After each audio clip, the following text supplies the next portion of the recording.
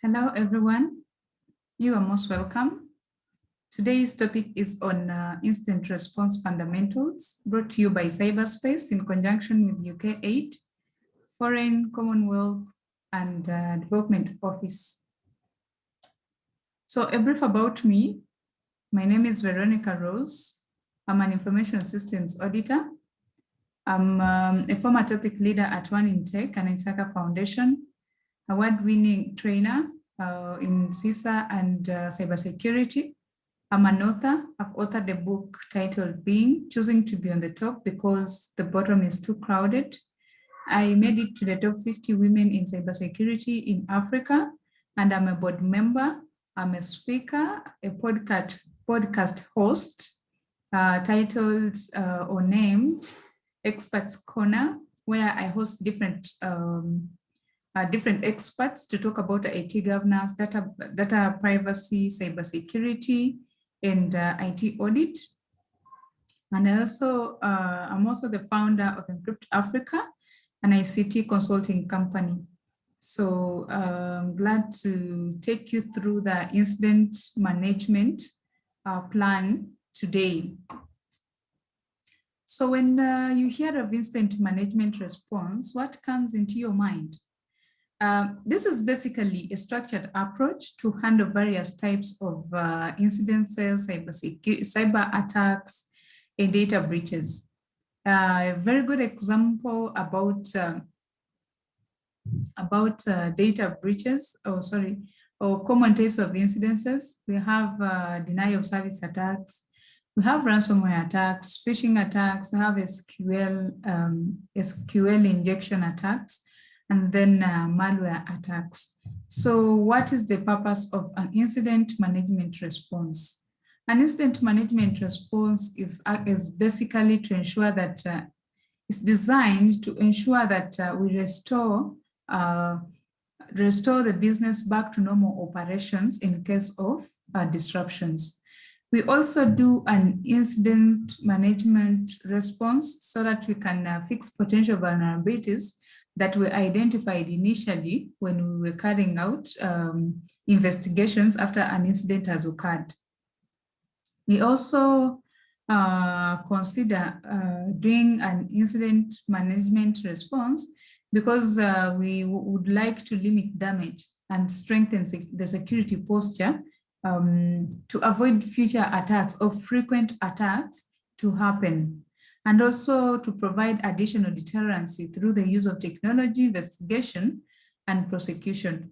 We also do this because we would like to meet the service level agreements, probably that we've signed with the vendors, or maybe we are the vendors ourselves and we've signed them with our clients. So an incident management is defined as the capability to effectively manage unexpected disruptive events with the objective of minimizing impact and maintaining or restoring normal operations within defined time limits. So an incident management involves all of the actions taken prior to, including testing and planning. Here we have to put in mind that we are to provide an effective means of addressing the situation. That's why we come up with this plan. We have to look at the teams that we have, the resources that we have, to ensure that we can restore business back to normal in case of an incident that might have happened. So we provide a defense against subsequent attacks, like I mentioned, and also to provide additional deterrence through use of technology. And what we also have to remember is that incident management uses a life cycle approach. So to carry out an incident response management, you have to follow the approach of the incident management life cycle. So we are going to go through the phases, and the spectrum comprises of planning and preparation. We also look at the detection, the triage, and the investigation, and also containment, analysis, tracking, and recovery. So from after the recovery stage, we go through the post-incident assessment, so that we can gather information and then document lessons learned from the previous attack. And then from there, we do what is called incident closure. So I'm going to describe for you the phases an incident response life cycle goes through. So what happens in each phase? Because we would like to know, how do even businesses benefit from having an incident management response team or plan and things related to that. So incident management life cycle phases, like I mentioned, we use a life cycle approach. So phase number one, we look at planning and preparation. What happens here? Here we have to come up with the policies that are going to enable us to define the rules, the procedures, and also relating them to appropriate standards on how we perform an incident response management. And then one key thing here is always acquiring management support. Why is this important? It's because the tone has to be set from the top. If management is not in support with the incident management activities, chances of this project or processes failing are higher. So we need adequate management support when dealing with incident management. Then we also look at developing user awareness. How are we going to inform our users of their responsibilities to even avoid these cyber incidents from happening in the first place? Then we conduct a research and development dependent on our environment. And also we build a checklist of acquiring necessary tools. What do we need to use? What will assist us in achieving the objectives of an incident management program? And then lastly, we look at developing a communication plan. You have to remember some of the limitations to a successful incident management plan. It is always poor communication or gaps surrounding poor communication. So if we developed a very good communication plan and then users are aware, then that will make everything mostly easy. And then in phase two, we look at detection, triage, and investigation. What happens here? Here it involves defining of events versus the incidents and the notification process. We also, it involves also detecting and validating incidences, because not all incidences you have to react on them, no. And then we also have to look at prioritizing and rating these incidences. We have to rank them low, medium, and high. Those that are ranked high, they are the ones that need immediate intervention of the SOC analyst. And then we look at implementing intrusion detection systems or intrusion prevention systems and security information events monitoring, commonly known as the SIEM, where the SOC analyst will be actively monitoring what is happening. And also the intrusion prevention system will also help detect and also prevent incidences from happening. And for the intrusion detection, will be alerting us on what is happening at a particular point in time. So we also look at utilizing the anti-malware and vulnerability management assessment. Mostly when you run scans on your network, you'll be able to identify vulnerabilities on time, and then you will be able to fix potential vulnerabilities before an incident occurs. So we go to the next step of conducting and participating in global incident awareness, and also conducting logs and audit analysis. This is a corrective control, but it helps us because at least we are able to go through the audit trail to know exactly what happened, what time, what's the source, as a way of carrying out a root cause analysis. And then phase 3, we look at containment, analysis, tracking, and recovery. So what happens here is mostly is executing containment strategy for various incidences. You perform a forensic analysis according to evidence handling processes. Remember, when you're dealing with forensics, there's something that is very key that we call the chain of custody. You have to ensure that either a machine was compromised or you've gathered the information about the incident, ensure the chain of custody, and ensure the evidence itself, it's not altered. We would like to have integrity over the evidence or the data that has been collected after an incident has occurred. And then you look at the execution recovery procedures in line with the enterprise business continuity plan. Like I mentioned earlier, when you're coming up with an incident response plan, this has to be designed hand in hand with a business continuity plan, because the ultimate goal for this is to ensure business gets back to its normal operations. And how will it get back there?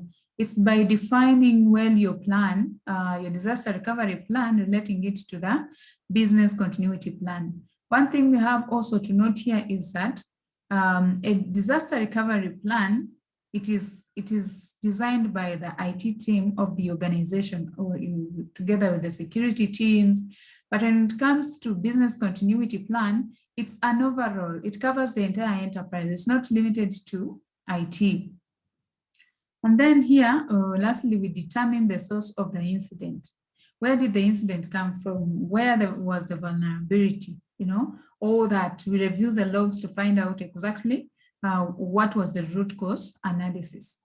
What was the root cause of the incident? And then from containment, we carry out a post-incident assessment. Why? We really want to know what exactly happened. How well did staff and management perform in dealing with the incident? Were the documented procedures followed? Because sometimes you'll find that the process has been halted because the processes or the procedures had not been followed initially. Or were the procedures themselves adequate? Let's also check what corrective actions can prevent similar incidents from happening in the future. This is why we carry out a post-incident, is to have lessons learned documented. Because when you have a basis of, when you have a record of previous incidences, you'll determine controls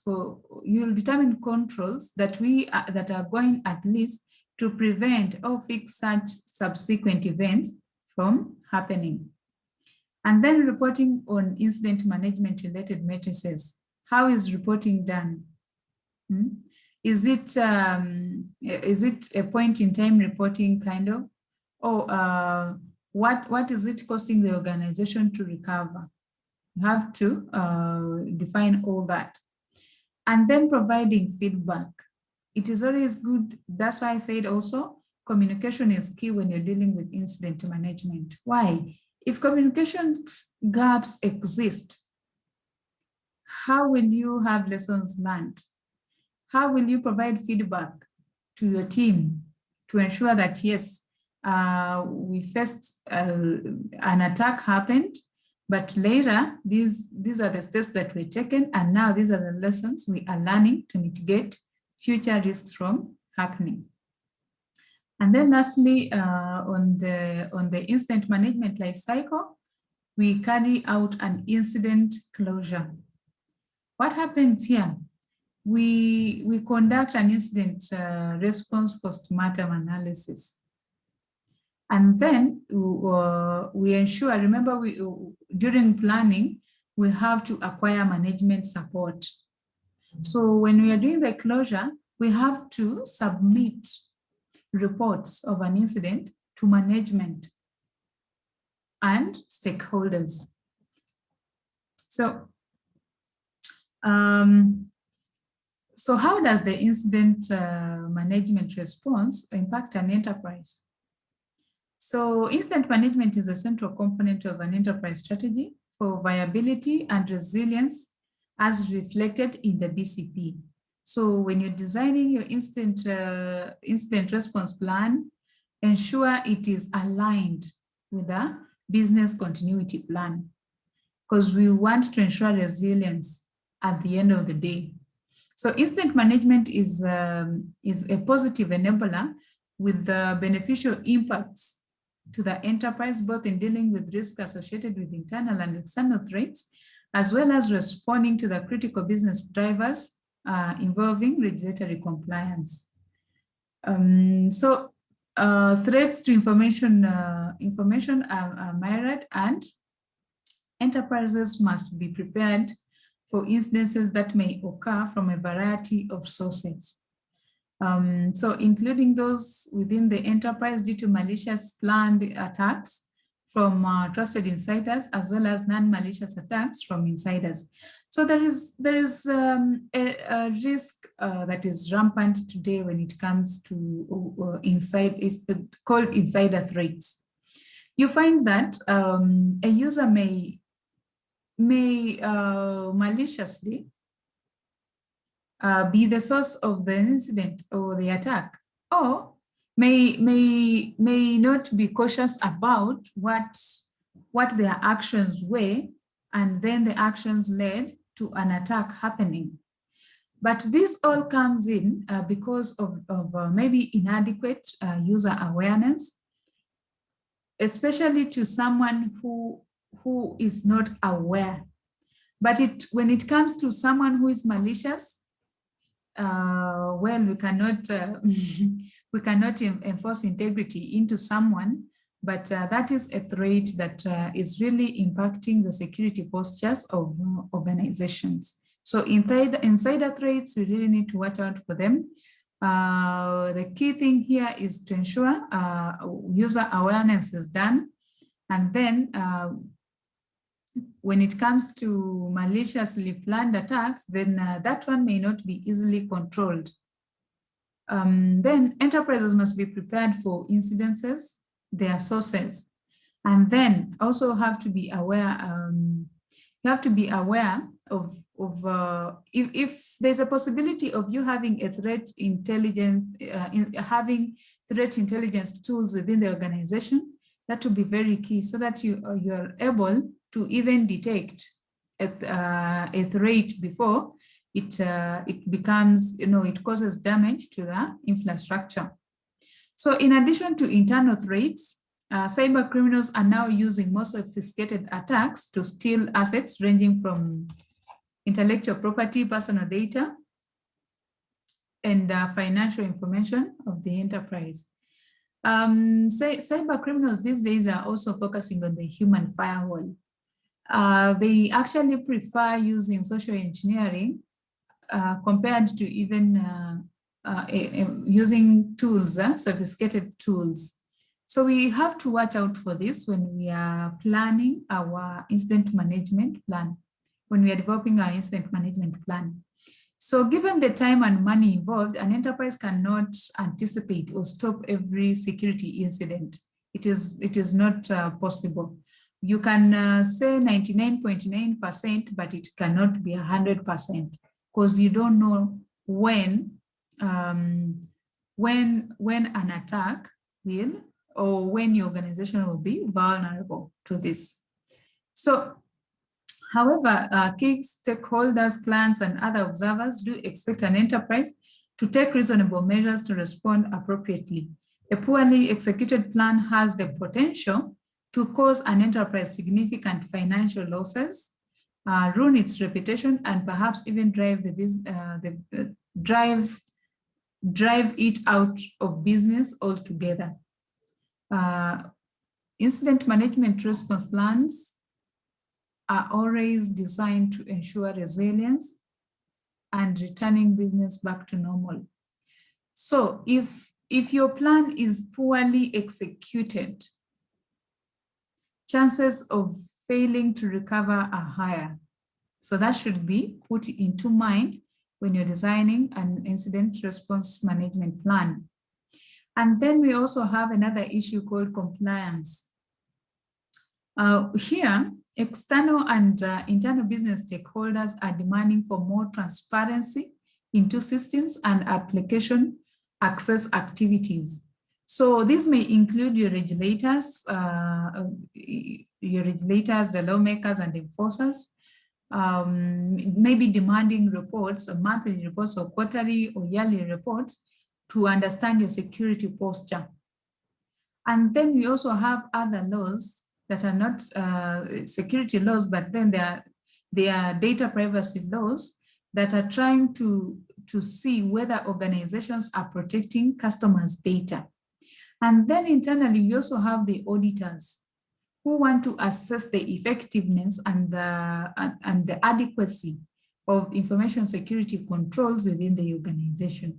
So when you're planning when you're developing your incident management response plan, you have to put all these into consideration. Are you applying with the laws that regulate your industry? So in addition, risk management activities may require the collection of security event and incident information as part of the status and scorecard reporting to the enterprise management. So operational considerations require a consolidation of disparate event and incident monitoring capabilities and the improvement of operational efficiency. Because at the end of the day, this is what will make the program be effective.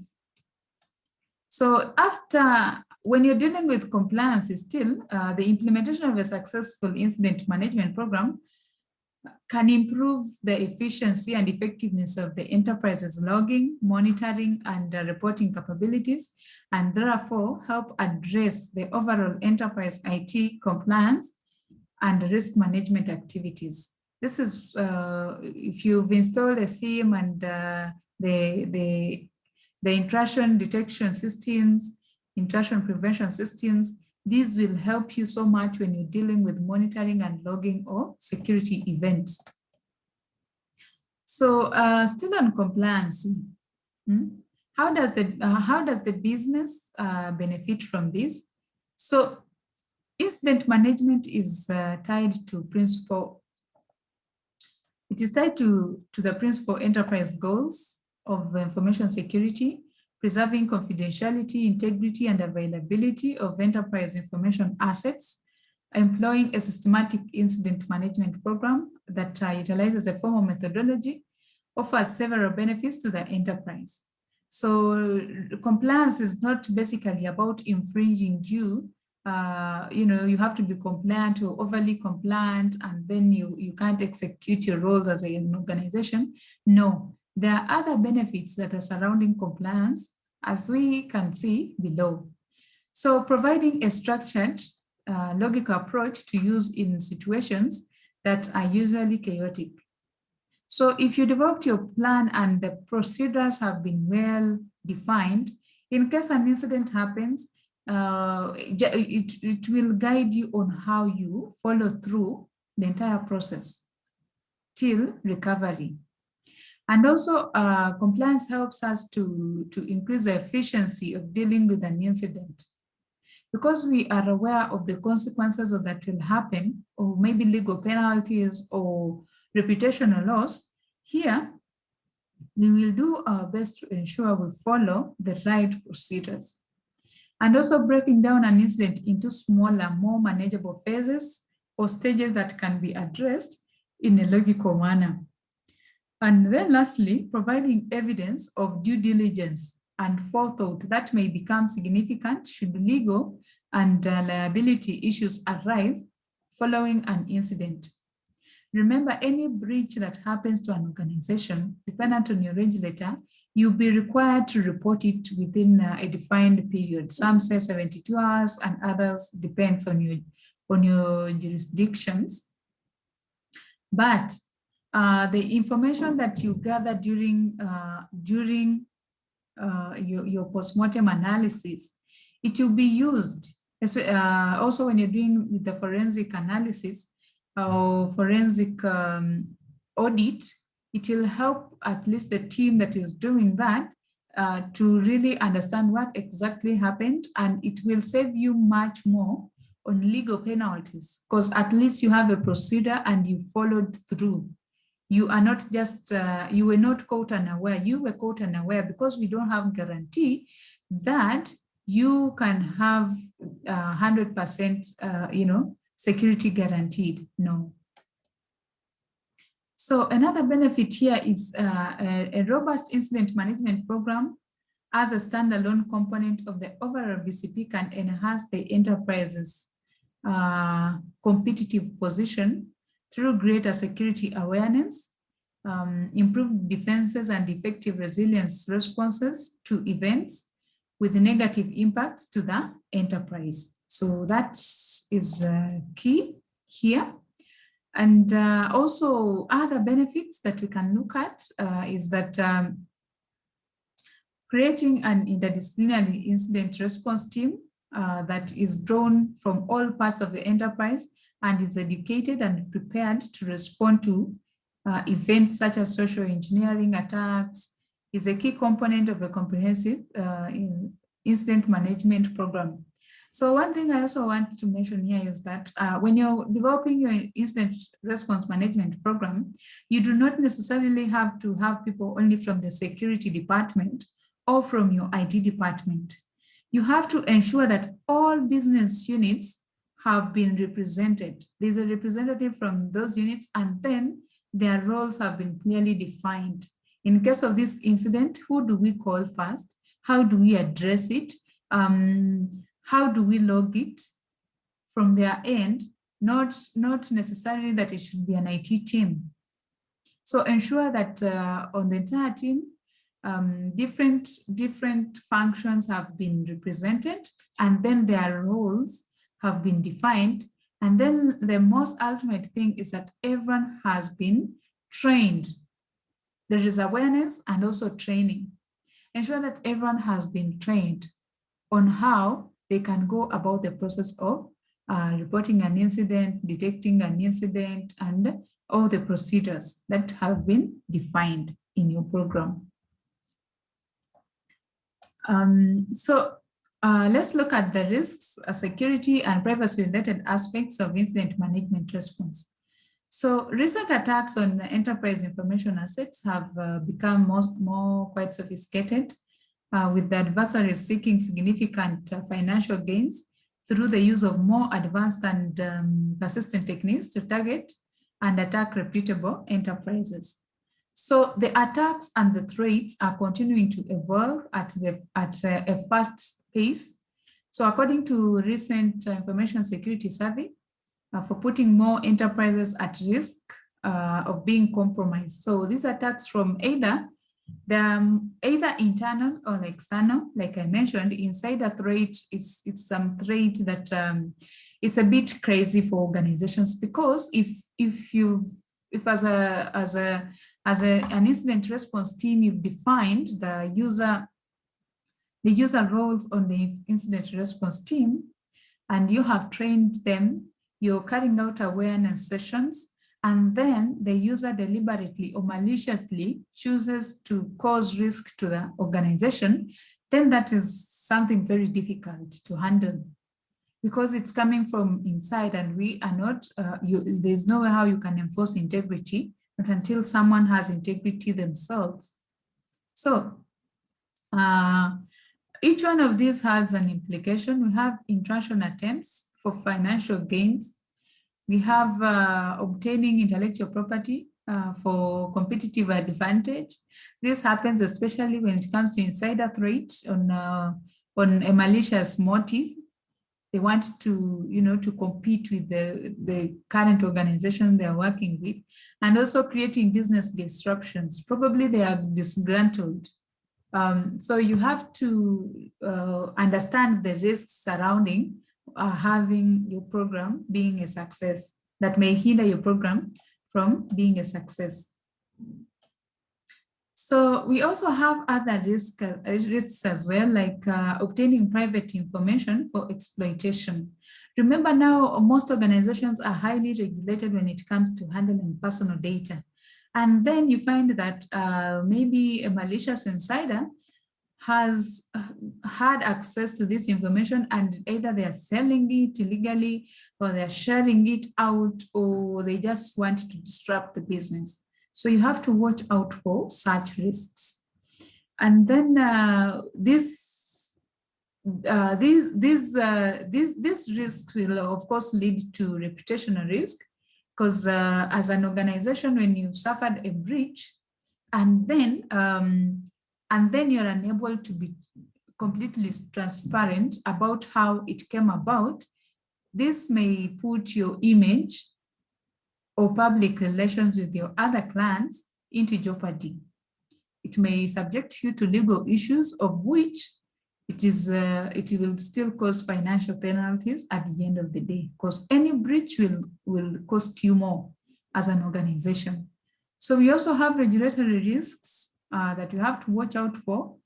And these come in when an organization is not compliant on how the security laws or privacy laws have determined the way this organization should handle data or secure their infrastructure.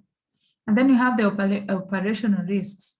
Operational risks come in with, about the inability to process critical business functions, including those that are security relevant. And then we also have the internal human relation issues relating to payroll and employee privacy.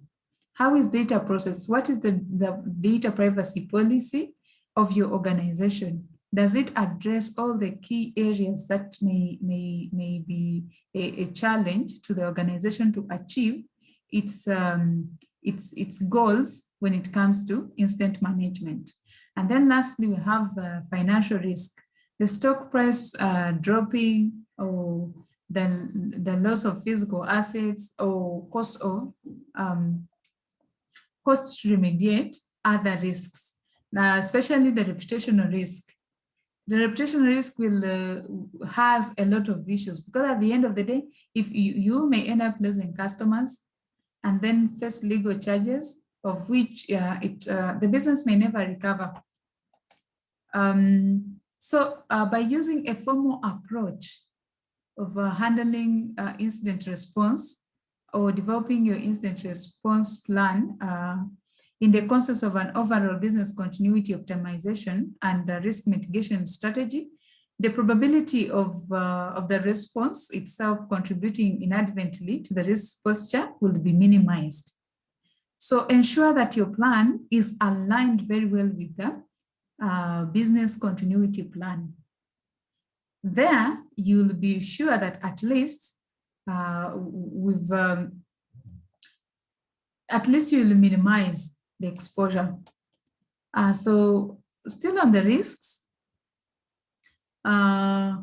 it is evident that the effective incident management is conducive to a positive security posture for the enterprise, and that a structured and tested incident response and management methodology is a key component. So it is important to note that by using a formal approach to incident management in the context of overall business continuity optimization and risk mitigation strategy, the probability of the response itself contributing inadvertently to the risk posture is minimized. Yes, like I mentioned earlier, when your program is well aligned with the BCP, you will minimize most of the risks.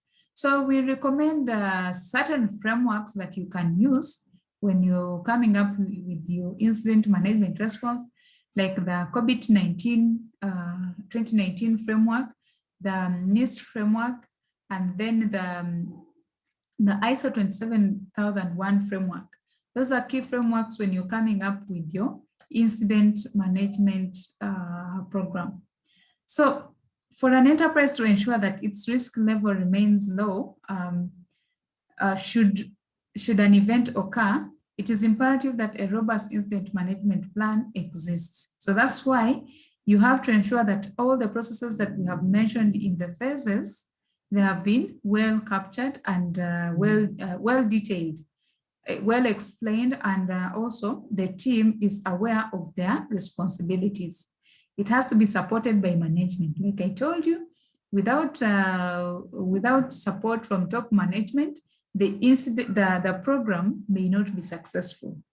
So it has to contain a well-trained interdisciplinary group, representatives from different departments, but then the key thing is having them well-trained on what to do and their roles very well defined. And also, it has to be proven operations and execution plans and processes. That's why it has to be tested first before you even implement it. Because at the end of the day, you may not be sure of what you're protecting against or what you are trying to respond to if a scenario has not happened, and you would not wait for a scenario to happen. At least you can simulate. Then provides metrics for evaluating overall response effectiveness and gaps in the operational plan. Then lastly, you have to ensure you have the necessary tools, you have staff that are available to execute the plan, you have the budget. That's why management endorsement is key. All this to be achieved, you have to have management buy-in. So there are some key elements or practices that should be consistently applied. And these include a charter outlining the mission, the scope, the objectives of the incident response, which is consistent and supports the enterprise's business continuity plan and the disaster recovery plan. So this charter, it's that formal document that defines the roles of the incident management response team. It defines the scope, it defines the limitations, and everything surrounding that. So it is what will guide you when you're coming up with the program, how to implement it, and also how to align it with the organization's business continuity plan. So strategies for addressing risk associated with incident management plan. We have an operational plan that includes declaration and escalation procedures. So by defining the responsibilities, of course, you're identifying authority levels and levels of escalation just in case an incident happens at a particular point in time. And then a well-defined and structured communication plan. Like I mentioned earlier, communication is very key when it comes to incident management. So if there are gaps that exist in incident management, then chances of achieving the objectives of the plan or program may be less.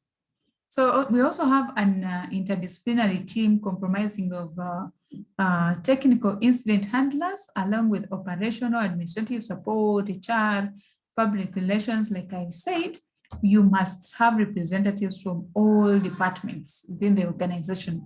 That is when you're going to achieve the goals or the objectives of the incident management program. You also have to consider the tools and resources to meet the incident response objectives. You also have to look at the post-incident assessment. Having a demonstrated incident response program in place as part of the incident management program is critical to minimizing the impact of the enterprise and its stakeholders should an event occur. So the risk categories described, we've been talking about them previously, can also be addressed by mindful planning to address not only preventive, but response as well. A well-executed response in the midst of chaos will minimize financial impact while helping to restore stakeholders' confidence. So it all starts with planning. When you have a well laid out plan, you look at that phase, the first phase, plan it out well and everything is clearly defined, then this will be easy and it will be a very good guide when you're executing your incident management response plan in case of an incident. So we cannot end the session without talking about governance. because governance takes a huge role when you're handling matters cybersecurity. So governance and change considerations relating to incident management responses. So when you're developing your plan or implementing your incident management plan, for this to be effective or successful, you need buy-in from the top authority or the executive.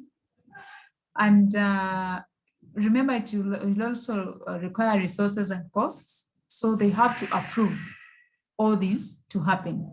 So the program should be dynamic, because also the threat landscape keeps on changing. So we don't expect to have a static program. You need resources, and the program should be treated as an evolving entity of the business that follows an outlined life cycle. Like I mentioned, the incident management plan, it is life cycled. It goes through phases. You cannot say that today you've done planning and the following day you're executing. No. Or you're closing the plan. No. You have to go through all the stages. So the incident response program is activated whenever an incident occurs. So this has to be a living document or a living process or program, so that in case of an incident, it is executed immediately. You don't have to wait, an incident happens and then that's when you start finding out what do we do in this stage, because it was not defined and communicated, and then the people responsible were not trained about the plan. So it has to be a living plan. It has to be dynamic. It changes because remember, when you also carry out a post-incident analysis, you'll find that there are a lot of things that have changed. So should the program be updated as well? So the incident response program is activated whenever an incident occurs and guides the responses for all events severe enough to affect the enterprise's ability to do the business or undermine its reputation. So when developing an incident response program, enterprises need to reflect on how they will drive the ability to continuously monitor threats. That is by using the tools that we had mentioned earlier. You can have the SIM, and this is where the work of the SOC analyst becomes more tedious. The incident prevention systems, then the incident detection, the intrusion detection systems, to be able to detect incidences as they come in. So here, you also have to think of how to establish clear procedures of assessing the following. Number one is the current and potential business impacts. You look at the effective methods of collecting, analyzing, and reporting data.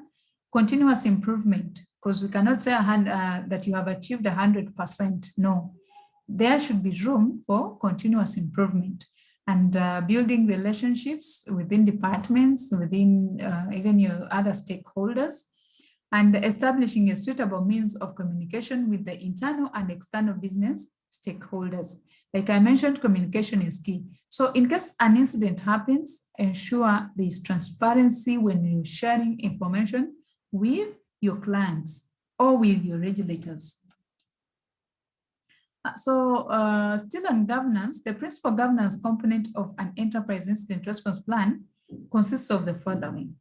So we have the statement of senior management buy-in. This is very key. This is very key and it's ultimate, because without management buy-in, the program may not be successful. Then number two, incident response and management policy. You have to define the policy and what people should be, the team should be aware of what the policy entails and what they are supposed to do. What is management's responsibility when it comes to the incident management program. And then incident response team charter. We've talked about the charter. And also the goals and mission, on how the program fits into the overall enterprise. Like I mentioned, it has to be aligned with the business continuity plan. Why? Because the business continuity plan covers the entire enterprise. It's not only limited to one department.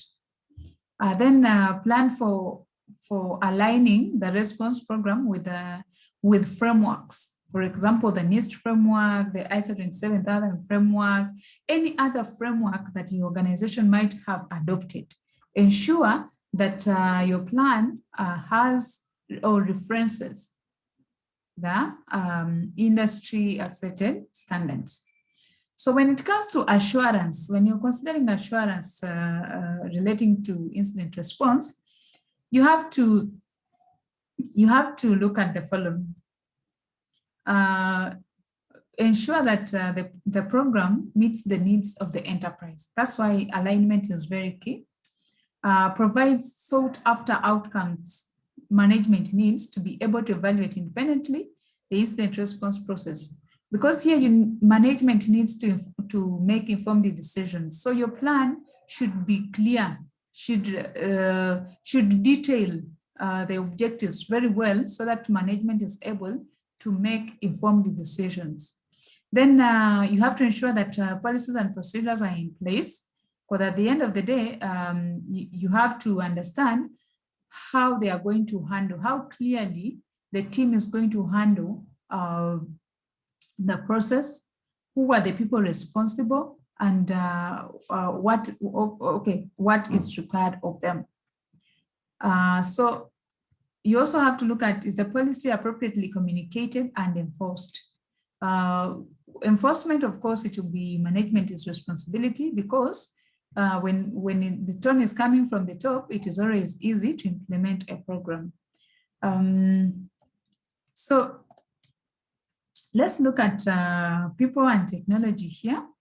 So when you're still in the process of ensuring assurance, probably this is now coming from the audit team or the external auditors. You have to review here whether roles and responsibilities for the the incident response team have been assigned and the people are aware. Because there are instances where people have been given these roles, but they have never been told, or they have never been trained on what to do. So you have to ensure that the team is aware of the role they're supposed to play, and then they have been trained. And then does the incident response team include in videos from pertinent areas? Like I told you, representation from different business units or departments is very key when you're dealing with when you're managing the incident management program.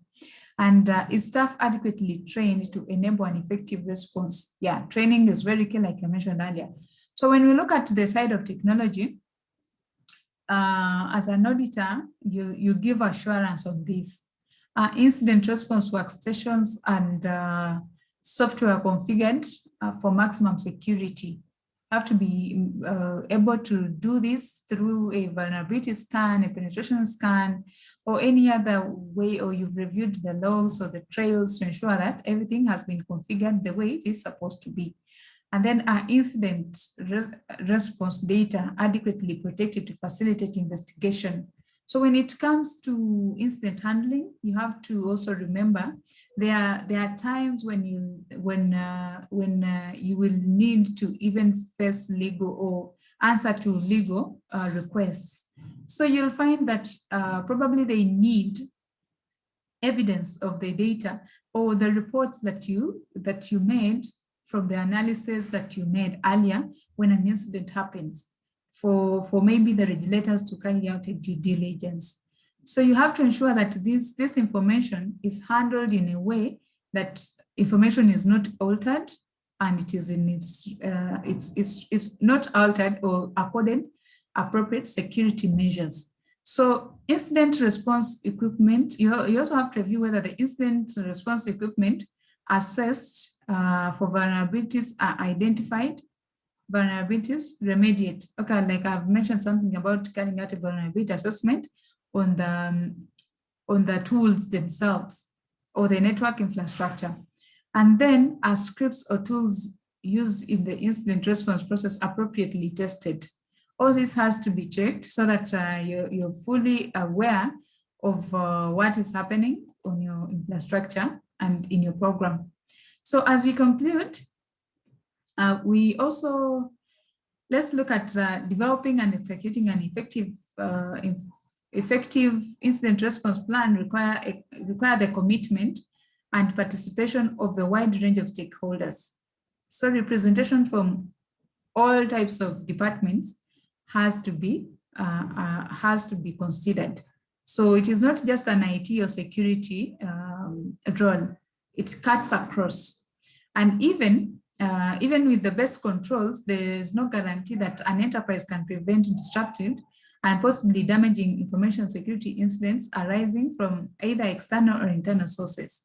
Like I mentioned, there is nothing like 100%, secure. No, at least 99.9 or something like that.